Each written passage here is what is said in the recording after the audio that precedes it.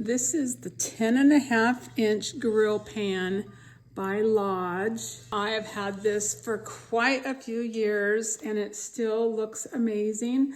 I just clean it up with water and give it a good scrubbing, and then I re-season it and I put it in a hot oven. The instructions come on the pack, which I saved. I cut off a little piece of it. I cut off the piece of it with the instructions on how to care for it, and then I just slip this in my pan where the pans are, pots and pans. So I always have my instructions and I don't forget how to take care of my 10.5-inch grill pan. I love it. It's probably about 1.5 inches deep. I have used this a lot, you could tell. Yesterday I got it out and it had been a little neglected, and I just seasoned it and it's looking brand new again. The handles on this pan do get hot when you're heating it up.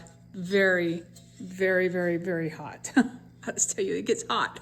So make sure you have a pot holder. Really love this pan.